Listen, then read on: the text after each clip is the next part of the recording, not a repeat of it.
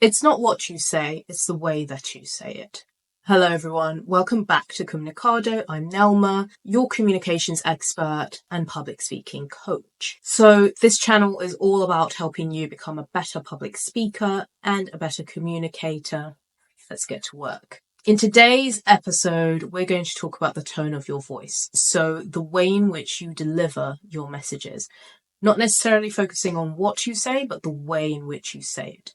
How many times have you been told in the past, growing up, or even right now as an adult, it's not what you say, it's the way that you say it, and you need to watch your tone. For some people, they may have grown up actually being told that the audience or whoever it is that was receiving their message did not like the tone in which they were using to respond.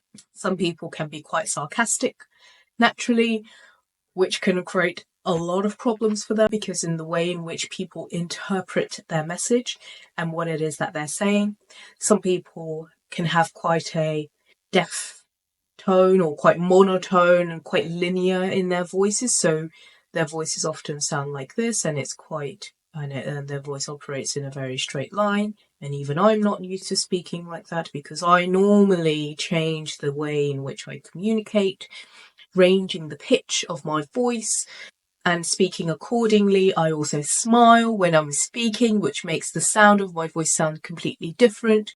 Although at the moment I do have a blocked nose because I have a cough.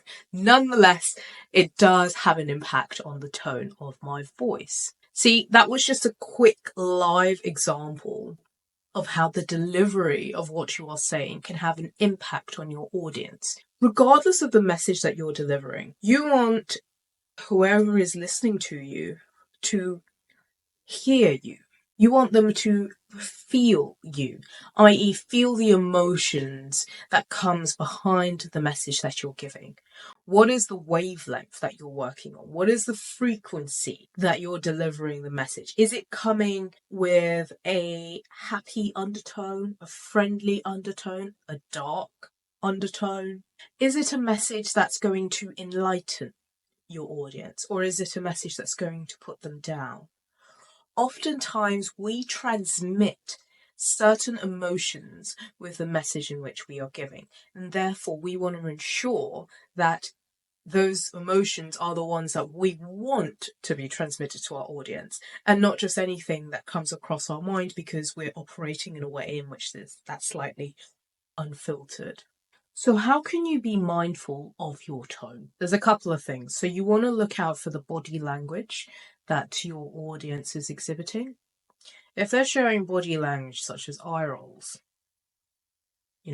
dramatic facial expressions, tilting their head to the side and looking as though they're pondering about life, but no eye contact directly with you, looking in here, there, everywhere, in all sorts of directions, huffing and puffing,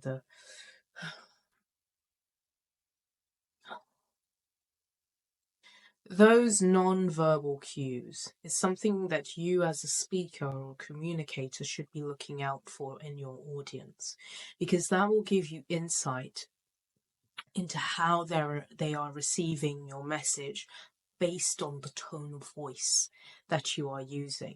So that's really important to be conscious of. You also want to be mindful of the tone and the volume that you are using when you are speaking. So, for example, if you really elevate the tone of your voice, and if you are speaking in a manner where you are speaking with a smile at the same time, you'll notice that your voice would come out at a slightly higher pitch than normal. So you'll want to make sure that you are varying the volume of your voice.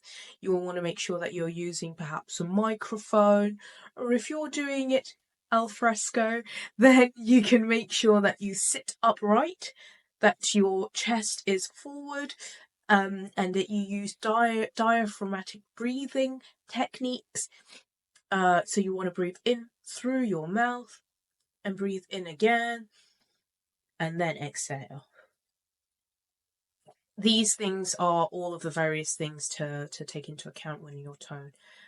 I also really think that you need to work on your mood. Again, I am personally convinced that there is a link between the tone of your voice, your personality, and the type of demeanor that an individual typically has. So if you're somebody who's often walking around grumpy, upset, there's always something bothering you, that's naturally going to show in the tone of your voice.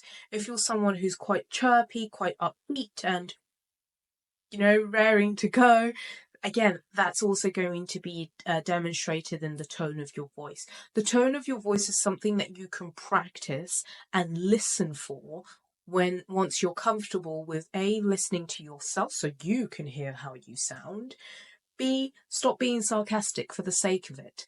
That's going to filter into your day-to-day communication, especially when you are communicating with an audience member that you do not know. If it's an audience that you're not familiar with, leave your sarcasm and your sarcastic tone at home. If it's an audience that you often, or if you're somebody who's often engaging in dry humour, for instance, British people tend to do this a lot. Dry humour. Not everybody gets it. Don't do it.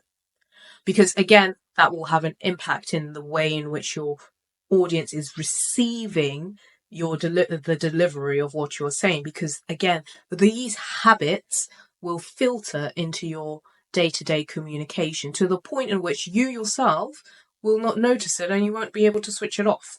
So you want to vary the type of tone in which you speak in, and you want to practice that.